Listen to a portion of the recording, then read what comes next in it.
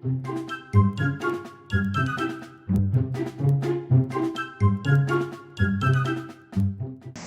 magandang araw po muli sa mga sumusubaybay po na aking channel at sa mga supporters ko dyan. Ito naman po aking content ngayon ay tungkol po naman sa mga buntis po na ini-x-ray. Ang alam po natin, bawal ang x-ray ng buntis. Opo, bawal pong x-ray ng buntis, lalo na po kung first trimester ang pinagbubuntis. Pero may mga exemption po. Unang-una na po pagka po emergency na talaga pong kailangan x-ray ng buntis. Wala po tayong magagawa kundi talagang sundin po natin yon kasi para din po sa kaligtasan yun ng buhay ng buntis, ng nanay at saka po yung kanyang baby na nasa sinapupunan niya. Ito po ipapakita ko po sa inyo kung paano po ang ginagawa ko pagka po meron akong pasyenteng buntis. Pero sa totoo lang po, bihirang-bihira lang po na nangyayari na nag-e-x-ray ako ng buntis. Ito po, ipapakita ko po sa inyo. Ayan po, ito, inihanda ko na yung sarili ko. Ako na rin po ang gumanap ng buntis, kaya walang makuha. Yan, nakita nyo yung tinutuktok ko na yan, yun po yung LED na palda. LED gown po yan. Pero ano lang po, parang palda lang. Yan, ipoposisyon ko na yung sarili ko. Niligay ko po yung parang palda sa likuran ko. Yan, para po pag nag-x-ray ako, ay mapoprotektahan po yung baby na nasa tiyan ko, kung meron man. Yan po. Ayan.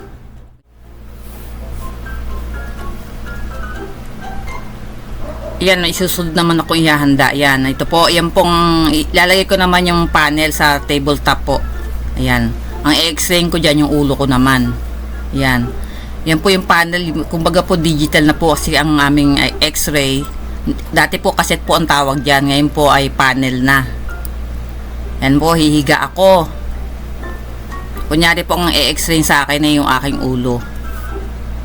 Nangyayari po talaga yung mga buntis ay ini-x-ray po sa ulo, lalo na po pag emergency. Kahit po buntis yan, kung kailangan po talaga x-rayin, i-x-rayin po talaga. Yan po, tinanggal ko muna yung mga abu-abubot sa aking table. Sinuot ko po ulit yung aking LED gown.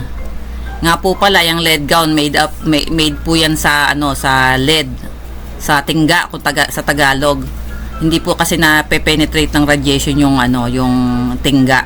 Yan. Yan po, nahiga na ako. Bago po ako nahiga, ay niready ko na yung yung aking tube. Kinolimate ko na po. Yung pong collimator na yun tinatawag, yun po yung parang ilaw na may level, may guhit po kung hanggang saan lang yung may ilaw. Doon lang po ma-expose yung aking ulo. Protektahan ko rin po yung aking tiyan uli. Yan. Yan po, kunyari isa-shot na. Yan. Yan po yung tinuturo ko na yan. Yan po yung tube. Yan yung ina-adjust po yung pinaka-ilaw niya. Yung po yung parang pinaka-square. Yung horizontal tsaka vertical na ayan. Yan lang po ang pipihit-pihitin. Para kung gaano kalaki po yung ilaw na may expose po. Yan. Yan po yung light. Yan. O, ready na po. Ready na. Okay. Kung buntis man, naprotektahan din. Yan. Yan. Okay. 1, 2, 3. Yan.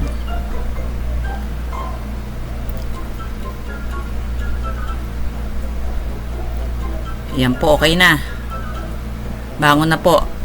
Bangon na. O, next naman.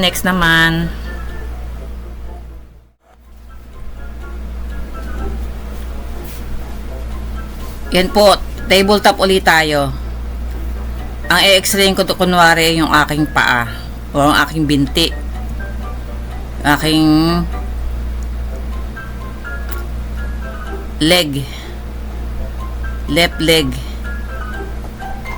Tanggalin ko muna yung aking LED. Yan. Nilagay ko ulit sa aking tummy. Yan. Medyo mabigat kasi yung LED na yun eh. Ayan. Kunyari yung aking lang naman, yung aking leg. Or aking, pwede rin yung ankle.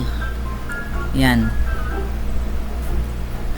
Hindi ko na pinakita yung naka-lateral pa. Yung naka-AP projection lang. Ayan. Ayan po. Tapos din. Okay po.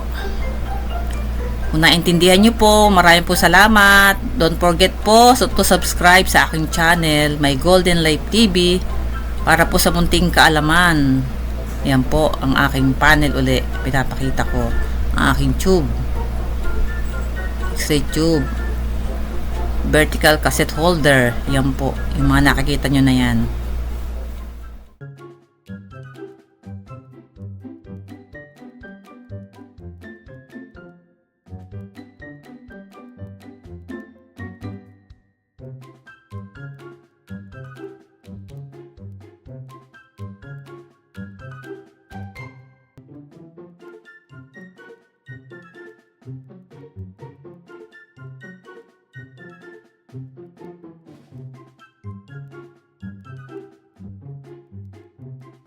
Ayan po, nawa po'y nakatulong sa inyo ang aking kapirasong video na ito. Magiging gabay po ninyo, lalong-lalo na po sa mga mothers dyan, yung mga nanay dyan. Huwag niyo pong kalilimutan, mag-subscribe po sa aking channel, My Golden Life TV. Huwag niyo pong kalilimutan na i-click po ang notification bell para po updated kayo sa mga susunod ko pang mga videos. Maraming salamat po at God bless po sa inyong lahat. Thank you.